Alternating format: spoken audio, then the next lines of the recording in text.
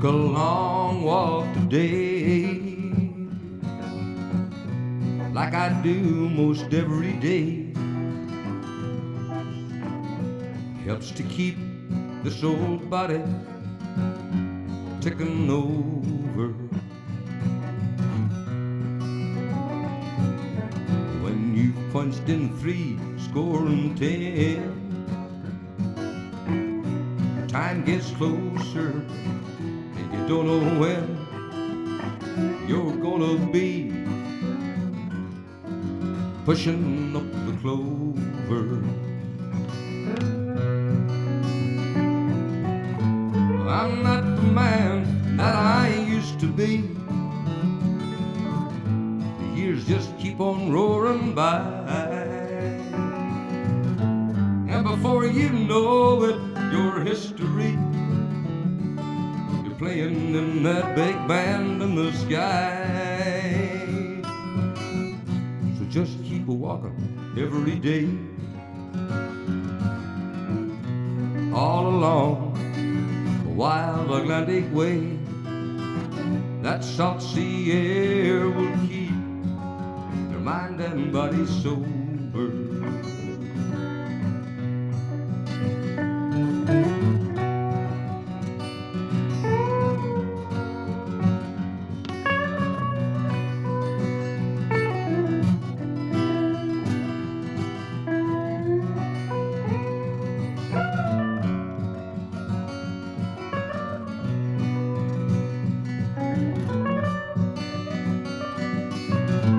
I'm not the man that I used to be. The years just keep on roaring by, and before you know it, your history, you're playing in that big band in the sky. So I keep walking every day, every inch about here in Bay helps to keep this old body ticking over.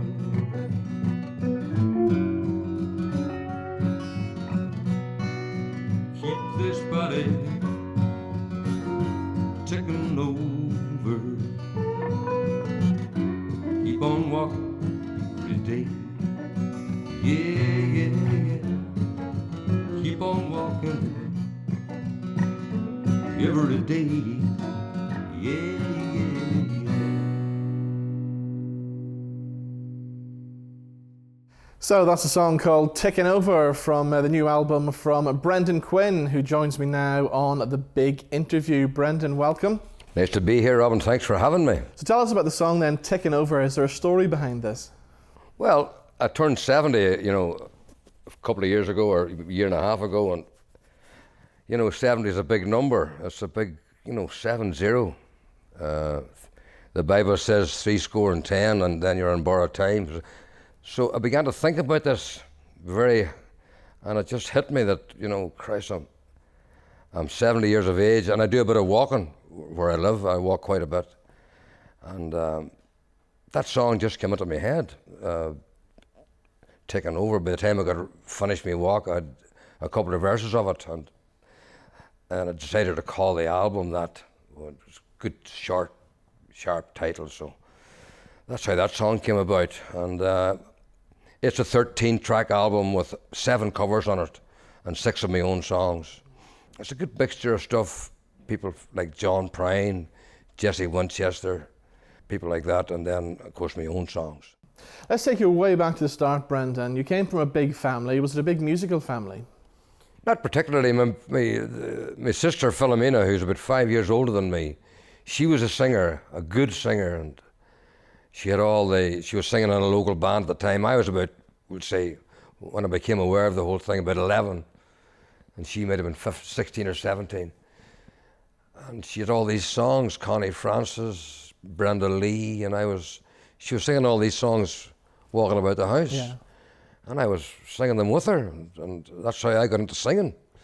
And then about 13 or 14, I got a guitar, and just learned a few chords and learned to sing and play at the same time, and that's how I started. I got my first job with the Malachy Doris Katie Band. There was an annual dance in the Dinty Fit factory in Cookstown. They had an annual dance every year in the canteen, and they booked Malachy for the dance, and that was my first professional gig. I can't remember what year it was, about 61 or something like that. And like a lot of musicians of that time as well, you went into the show bands, and that was a pretty good training ground for any young musicians at that time. Fabulous training ground, yes.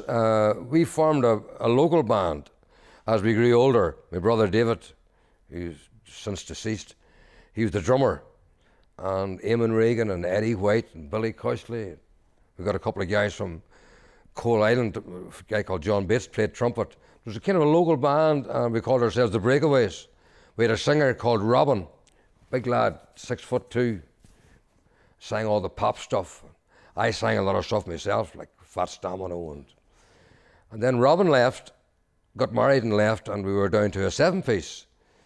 And we just didn't replace the singer. I became the lead singer, and we continued on as a 7-piece band. And then eventually I decided that we'd make a record. So we went down to Dublin and spent a few quid and recorded 4 songs. One of them was called It's 4 in the Morning, which was a cover of Farron Young. Mm-hmm. He had a big hit with it in America, but we had a hit in Ireland. We went to #1 here in Ireland with it. And didn't Farron Young actually say you sang it better than him? No, he said you stole my song. I met the guy one night along with Big T, who we both know very well, great friend of mine. We were in Nashville, and we were at the Possum Holler, and outside we met Farron Young, and T had met him before, and said, "This is Brendan Quinn." Yeah, you stole my song. He was a kind of drunk at the time, but that's what he said to me. But I didn't care because it got me established. It started off my career, 1971. And you're always good at choosing songs, because another one you chose was Charlie Rich's Behind Closed Doors, yes, which is a great song. There's a story behind that too, Yeah. Because that was sent to the BBC, and Tony Blackburn picked that song up, and he played it every morning. I remember getting a phone call from a band manager called Peter Dempsey, who used to manage the Freshmen. Yeah. And he was calling from a phone box in Newry to my house. He says, "I can't believe this, Brendan. I'm after hearing Tony Blackburn playing your song." And he did. Mm-hmm. And he actually made a comment one day that, "Yeah, I know Charlie Rich is this way, but I prefer this version," he said. Brilliant. But that's all history now. And of course there was more #1s then after that for you in the 70s. Daddy's Little Gear was a big one for me. Bandy the Rodeo Clown. Angeline, Would You Like to Dance Again? And you have to do Angeline every night in the show, don't you? And for They love it, yeah. Yeah, they love it. Yeah. Yeah, it's great, yeah. Brendan, we're going to hear a song called I Got You. Tell us the story behind this one. First song I wrote, it's the first song I really got put down on paper. I just got a line or two and went from there, Songwriting doesn't come easy to me. The lyrics don't come too easy. I could knock out a melody, but lyrics are the problem with me, so I don't write that many. But that's the first one I'd ever did, I Got You, it's about myself and the wife, just. Okay, let's have a listen to this one then. Here we go with I Got You.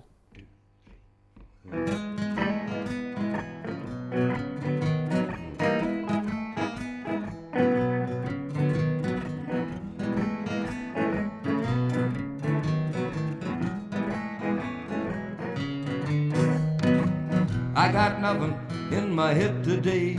There's really nothing that I want to say, but sure it doesn't matter anyway, 'cause I got you. Well, my car's just packed in and the taxi's up. There's something swimming in my coffee cup. But hey baby, I got all the luck, 'cause I got you. I got you, and that's all that matters to me. I got you, and I feel like I'm one of the chosen few. The moon is shining, and the stars are bright. The beach at Fountain is a sight at midnight, and and everything about tonight is right, 'cause I got you. Yeah.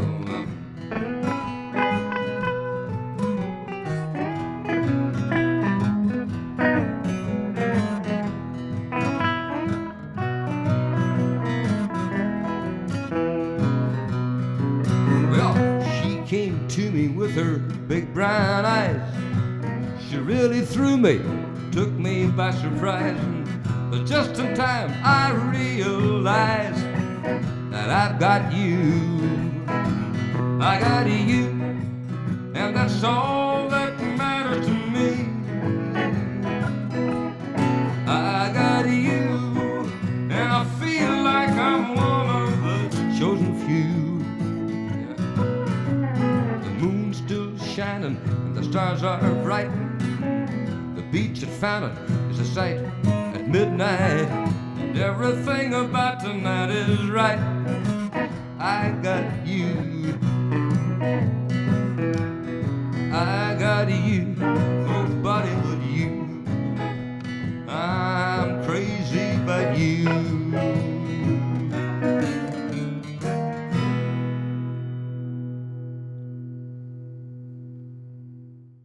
You went to America for a time as well. You toured America. Canada. You went to Canada, didn't you? Yeah, off to Canada. Spent almost 4 years there in the early 80s. Mm-hmm. Brought the whole family with me. It was a great experience, fantastic experience. The kids went to school and all, and they mixed with different nationalities, and it just broadened their horizons. And we eventually came back in 1985, and I kind of picked up my career again. And what made you come back? There's a couple of things.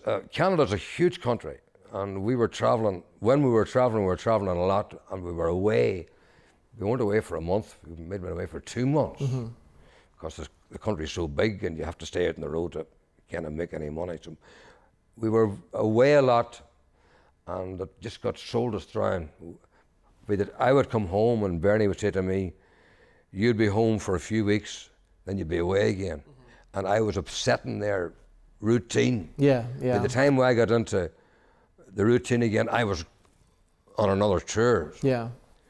The only thing that was keeping us there was the house that we bought, and we had no problem selling that. So as soon as that was sold, we came home. And another factor was that Julie, our eldest, was changing from primary to second level, and we just thought, good education system at home and all that, and that was one of the factors. Yeah.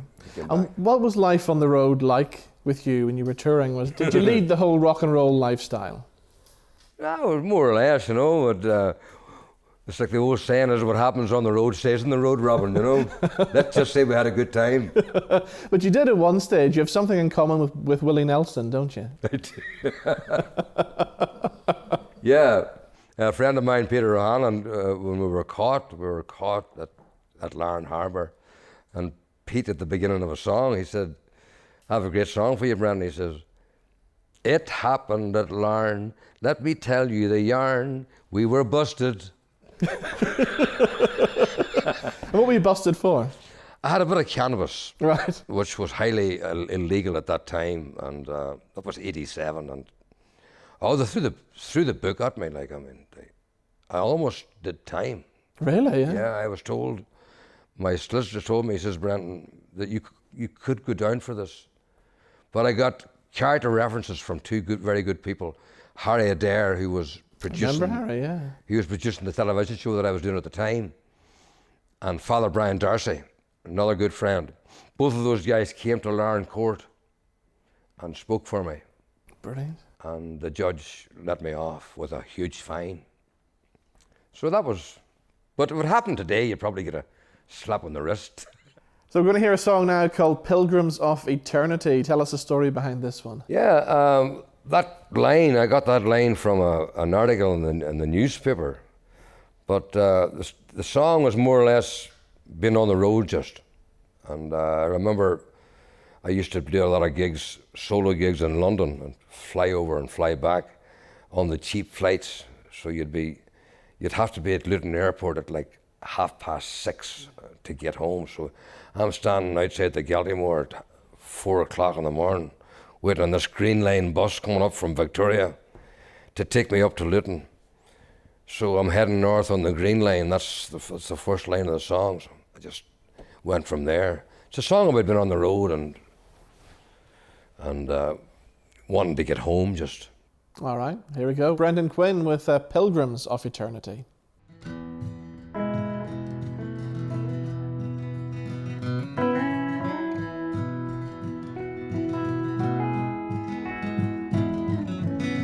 I'm heading north on the Green Line. I've been on this road so long, and sometimes I think I'm just wasting my time, singing the same old song. Bright neon lights have passed me by. It's just a hard road for me, but ours is not to ask the reason why. It's just the way things seem to be. We're pilgrims of eternity.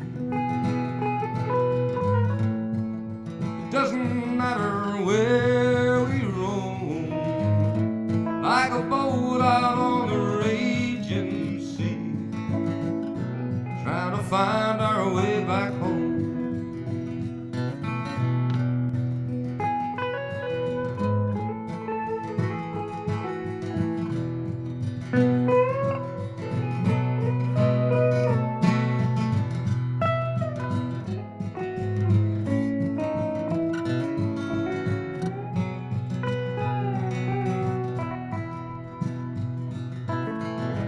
Keep on driving to that last show, baby. Soon as it's over, I'll be gone. And keep your candlelight shining in the window. I could be home before the dawn. We're just pilgrims of eternity. It doesn't matter where we roam, like a boat out on the raging sea, trying to find our way back home.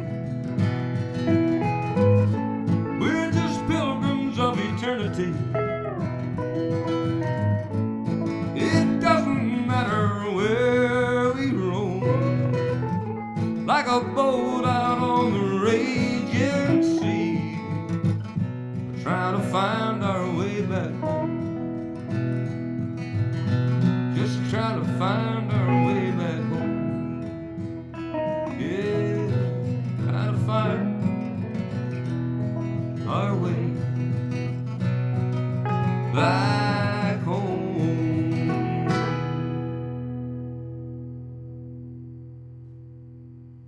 So we're talking there about some of the great venues. You played the Galtymore, obviously, over in London. That was a great venue for any Irish artist to play, wasn't it? World famous place. They used to have 2 bands in it every Saturday night because they had huge, two different ballrooms. We played all over England and Scotland. Scotland was a good place to play. Nice scenery and nice people. Yeah. Scottish people are very warm, I always thought. Now, what about some of the legends you met along the way? Let's talk Merle Haggard. What was he like? Oh, yeah. I mean, it was like meeting your hero, you know. We were on a big country weekend in this little town called Independence, Kansas, and everybody that was anybody was on that. Merle Haggard, George Jones and Tammy, Ronnie Milsap, Lacey J. Dalton, Charlie Rich. Wow. But what a weekend. But we were on the same show as Haggard. We opened for Haggard. And we all stayed in this place called the Best Western. All the artists were there. And about 11 o'clock, 12 o'clock at night, Merle's piano player came up into the foyer where we were milling about. And he said, Merle would like you guys to come down to the room. He doesn't want to come up here, but the Irish guys, get them down, he says, and tell them to bring the accordion with them. We had a piano player in the band called Seamus Costello. He also played Irish traditional music on the box. And this fascinated Haggard. He wanted to hear. So we went down to his room We spent about 6 hours there all night. He wanted to hear the Irish music, and of course he got down and played a bit of blues himself, and well, we all played with him. I think there was 4 or 5 members of the band there. There was a couple of members weren't there, but there was about 4 or 5 of us there. We had a great night with Haggard, and the next morning we had breakfast together, and he was heading off to Minneapolis for his next trip, and we were still staying in Independence for another gig. It was, there wasn't a photograph or a tape machine about. It just happened. Don Williams is another one. Yeah, lovely man. I've worked with him as well. Worked with him in Ireland here. He did used to do a couple of gigs. He used to do the Waterfront Hall in Belfast, and then a gig in Dublin. And Jim Aiken, the great promoter, rang me one day. He said, "Brendan, I'm just looking at Don Williams' contract here, and I see he does 75 minutes. That's all he does." Yeah. So he said, I'm going to need an opener, and would you do it? Yeah, of course I would. So me and a guy called Ted Ponsonby from Letterkenny opened for him in Belfast and in Dublin, and I worked with him in America as well. But Don was a real nice man, very quiet, and just a nice human being. And I know here in Ireland as well, you knew the late great Henry McCulloch very well, didn't you? Henry and I were great friends. We turned out to be great friends, and I used to visit him a lot in the winter nights doing nothing. We go down and play guitars and stuff, and he used to come up to our house as well, him and Josie. And just aside, he took a massive coronary, and he stuck it for about 3.5 years, but he was in very bad shape. He eventually passed away a couple of years ago. Very sad. Beautiful man. Yeah. Beautiful man. And talk about music. And he showed me an awful lot about songwriting and stuff. We wrote one song together one Friday night. We were sitting, and at that time the Kelly Show was on, and the Late Late Show was on about the same time on another channel. And then there was a channel on TV3 that I think Eamon Dunphy was presenting it. Yeah. It's a kind of a opposition to the Late Late Show. So we were kind of flicking through the stations, and Henry went to the toilet and he came back. He says, "Well, what's happening now?" And I made the comment that all the late night chat shows are over, Henry. That's a title for a song, man. Let's do that. So we took it from there. Brilliant. Yeah. I remember the first time I ever played you on radio. You'd just done a project called The Kickin' Mule. That's right. And I remember getting that CD, and there's some great songs on that. Yeah. That was a collaboration with some great artists. Artie McGlynn was on that. Artie McGlynn, and Peter O'Hanlon, who's with me here today, played it. Ted Ponsonby. Everybody played in that band. It was a night just of music. We didn't rehearse anything. Whoever wanted to come played, and that was it. And people enjoyed it. We used to play at a place called Sally O'Brien's in Omagh. It was packed every Monday night. And that went on for almost 20 years. We still do the odd gig with the Kick 'Em Mule, but very odd. Yeah. Are you an ambitious person? Is there still stuff you really want to do? Not really, no. I'm very content with where I am at the minute. I moved to Donegal 4 years ago, myself and Bernie, and the kids are all grown up. All have families, and we're on our own. And I just like living in Donegal. I have no ambitions as long as I can play a bit of music with whoever I want to play with. Doesn't matter whether it's in a pub or a theatre or whatever. I always have the guitar up with me every day. I have it in my hand nearly every day. And I do a lot of walking, keep myself healthy, and no real ambitions to be anything. Just want to play music. Yeah.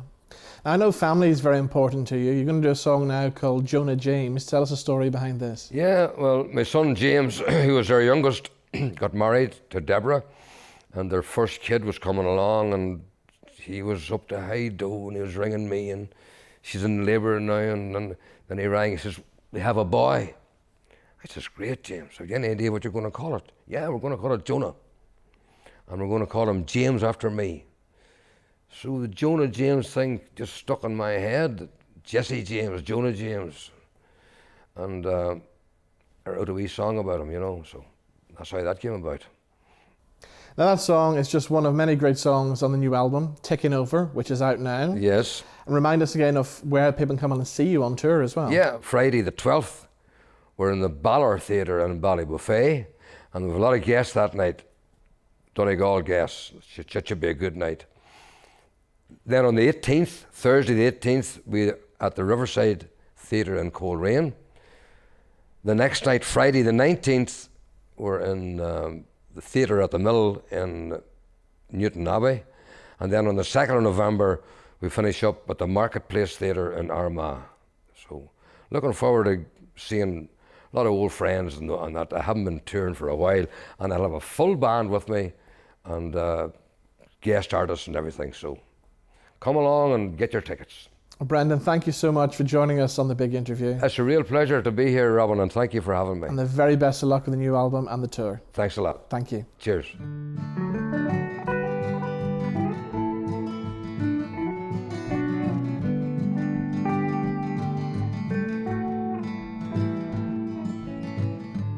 He arrived in his own good time, the way that it was meant to be. He checked in about 9:15. It was such a sight to see. He came out perfect in every way, a bouncing baby boy, and he'll just get stronger every day.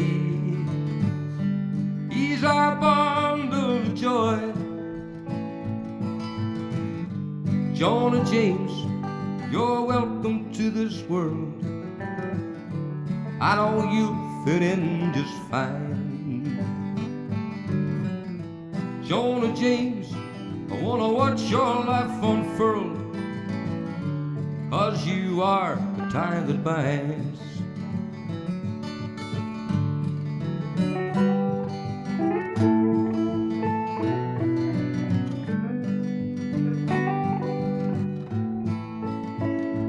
Well, I hope I'm still around, watch him grow to a big, strong man. Keep his feet right on the ground through the highs and the lows.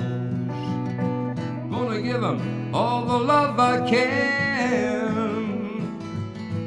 Wanna hear him laugh, wanna see him smile.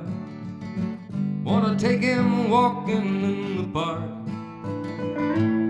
and I'll do just what it takes.